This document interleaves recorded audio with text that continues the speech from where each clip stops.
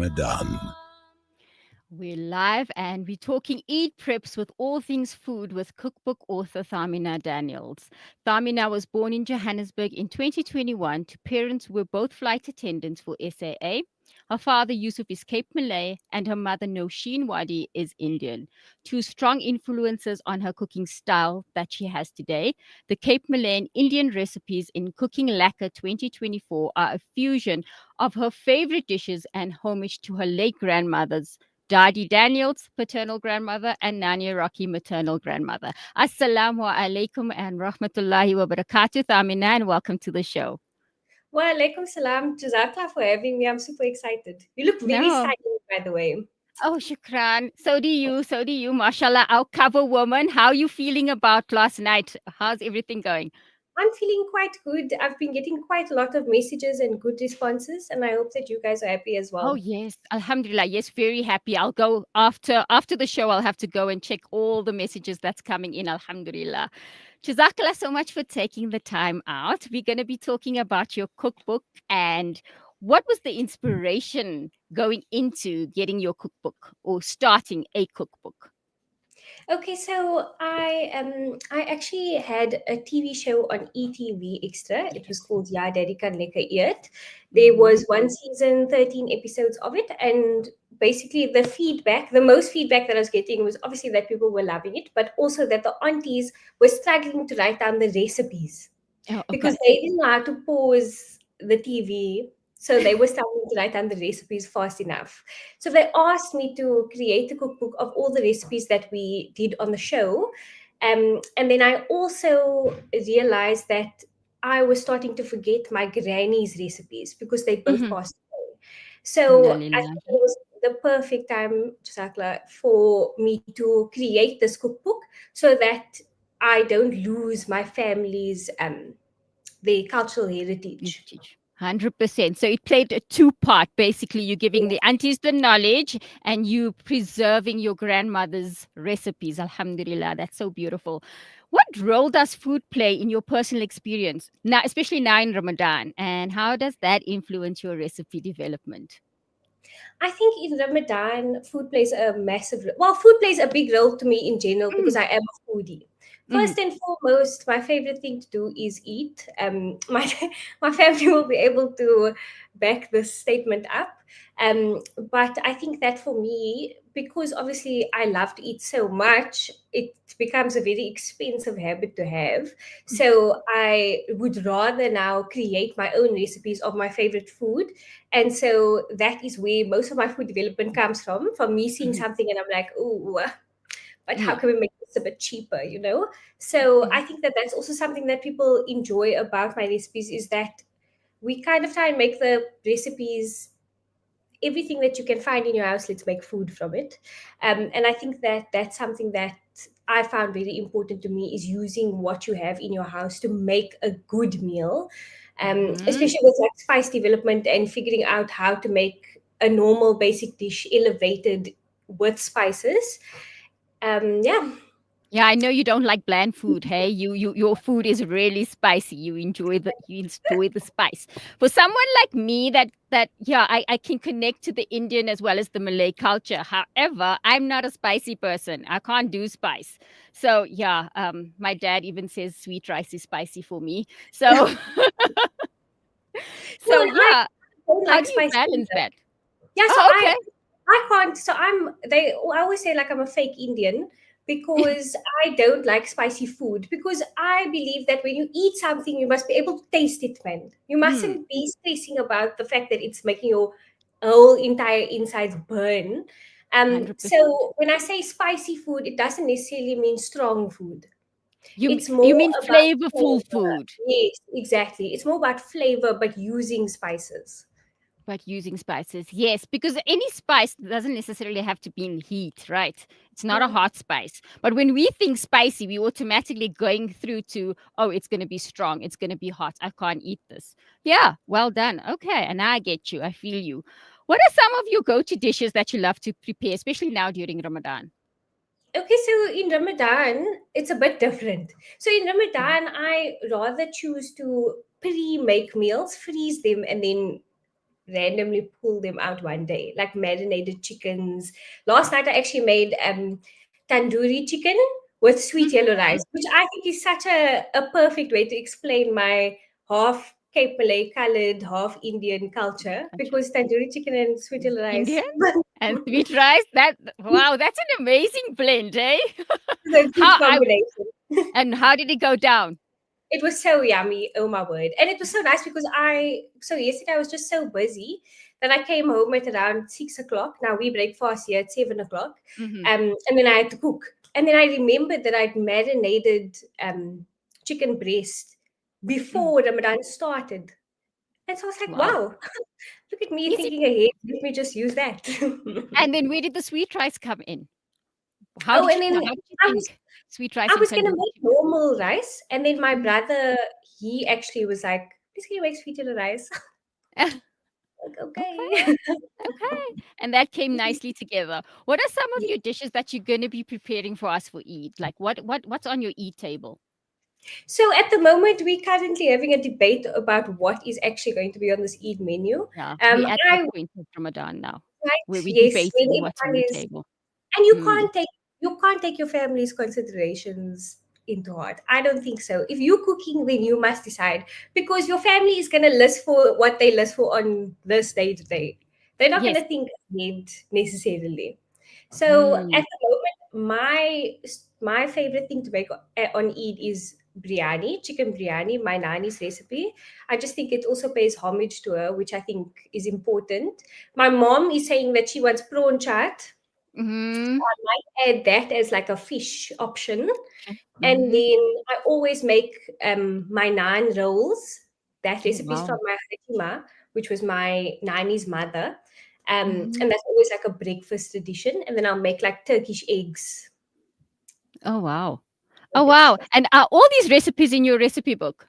So the Turkish eggs are not in my recipe book, but every other recipe is. Is yeah. And what is Eid without biryani? Because that's also a staple in my house. You know, it's like how can we even say let's do something else? Even the prawns. So you're ticking all the boxes No, exactly. Like I feel like we've done Ramadan now, so now we must celebrate by eating biryani for the next 5 days days after. afterwards.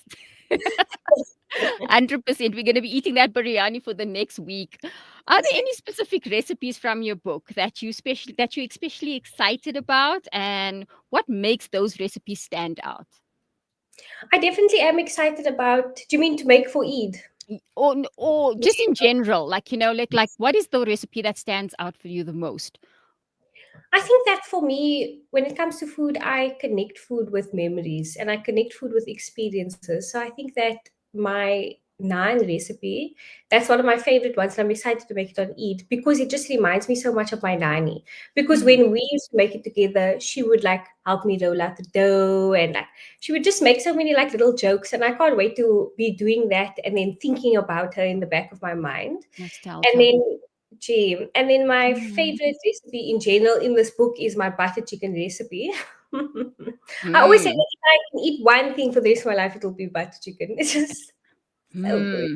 You're gonna have to convince me because I'm not really a fan. So when I get my cookbook from Cape Town, I'm definitely try the butter chicken out.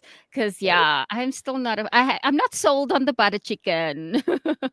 No, butter. So for me, butter chicken firstly tastes amazing. It's like my favorite thing to eat. But also my memory of butter chicken is that every time this is so random, but every time I've been through like a heartbreak or like like then I make butter chicken.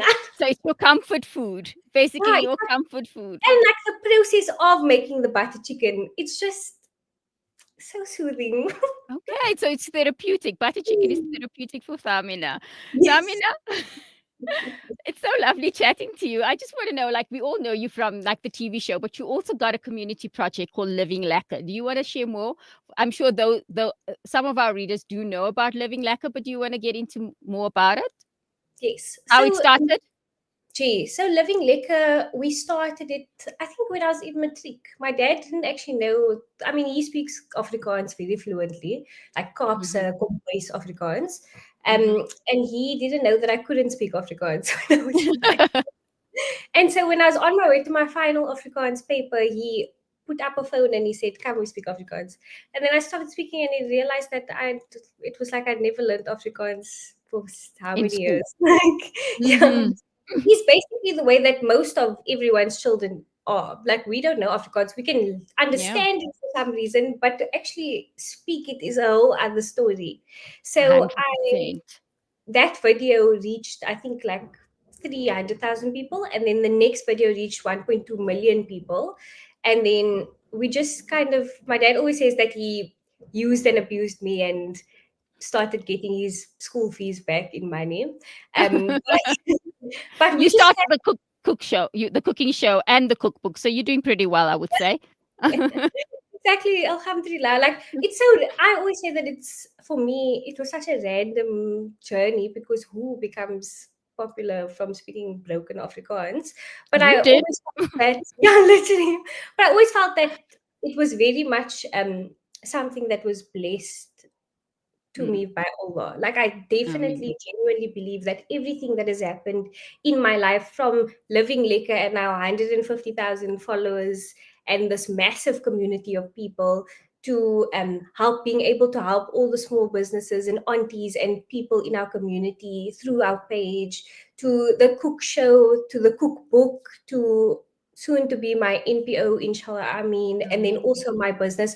It just, everything has flowed in a way that doesn't seem like an actual person could have planned it out. mm.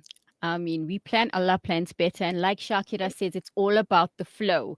It's finding that flow, the connection, the character, the essence. Like she used the word essence earlier, and that's going to be staying with me for a while.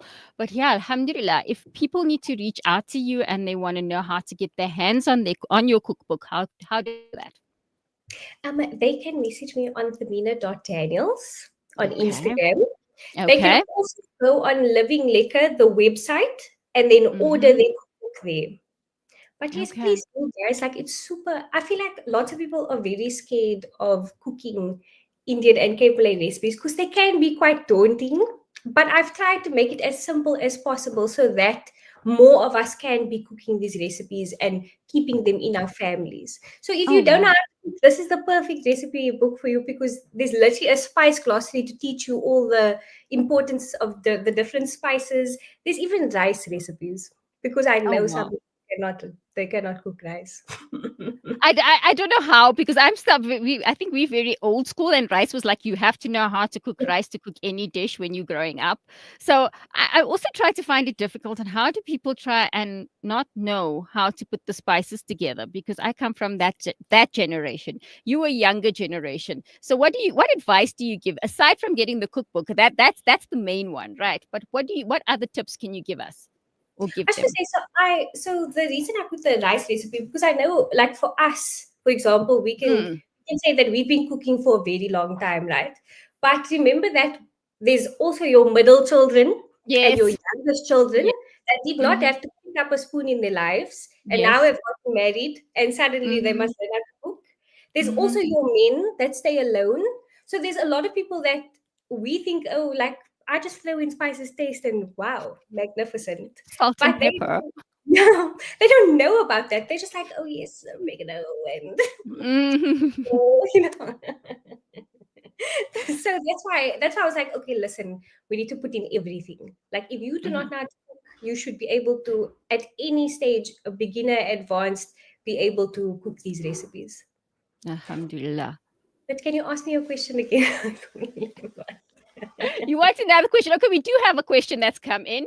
Um, what do you hope people would take away from your cookbook, particularly in terms of celebrating food during these special occasions? I hope that, for me, the best feedback that I've ever gotten so far, and the nicest reviews that I get, is when I hear that people are cooking for their families or cooking for other people and sharing my recipes with other people. And I think Mm. that, for me, brings me so much joy, because everything that I do in life, I just want to help people and add benefit to other people's lives. So if you are making a pot of food and your entire family enjoyed it, Mhm. alhamdulillah, then I'm happy. That's all Then I you're want. happy. Mhm. And how do you see food connecting different cultures? especially during Ramadan and Eid celebrations? That's another question that we have. Gee, I think that food is a massive connector of cultures Mm. because even though we all have different ways of doing things, there's a very similar balance between Cape Malay like culture and cooking and Indian cooking. And I Mhm. think that we don't necessarily want to see that similarity. Narratives. But when you start cooking in a household like mine, where suddenly now half the family wants sweet food and the other half wants Another spicy food, spicy. Yeah. yes, Relate to that. yes, then you must find those ways to create that like mutual cultural celebration. So like even though I'll be staying with my mom. I'll be cooking Mm-hmm. for my mom's family, which is the Indian side. That's why the Mm-hmm. biryani and the prawn chat will come So, out such. But then for dessert, I will make sure there's bread pudding for my dad. ah, yes.